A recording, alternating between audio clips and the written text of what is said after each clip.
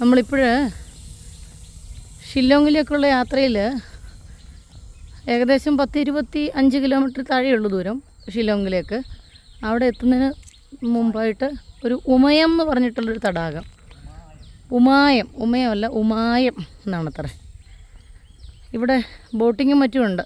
വളരെ വലുതായിട്ടുള്ള ഒരു തടാകമാണ്, അതിമനോഹരവുമാണ്, വളരെ വിശാലമായിട്ടുള്ളൊരു തടാകം. അതിൻ്റെ ആ ഒരു മനോഹരമായിട്ടുള്ള ദൂരക്കാഴ്ചയാണ് നമ്മളിപ്പോൾ കാണുന്നത്. എത്രയോ ഏക്കറിലിങ്ങനെ അങ്ങ് പരന്ന് കിടക്കുന്ന ഒരു തടാകമാണ്.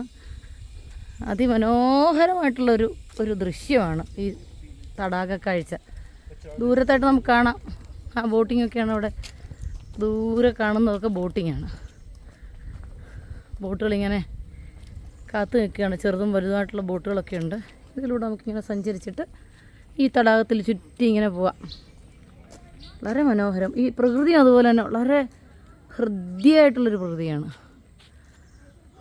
വെയിലാട്ടെ, തീരെ വെയിലില്ല, ഒരു നനുത്ത കാറ്റും, നല്ല ചെറിയ ചെറിയ കിളികളുടെ ആ ഒരു കളകളാരവും, വളരെ ശാന്തം എന്ന് പറഞ്ഞു കഴിഞ്ഞാൽ വളരെ ശാന്തമായിട്ടുള്ളൊരു അന്തരീക്ഷമാണ് ഇവിടെയുള്ളത്.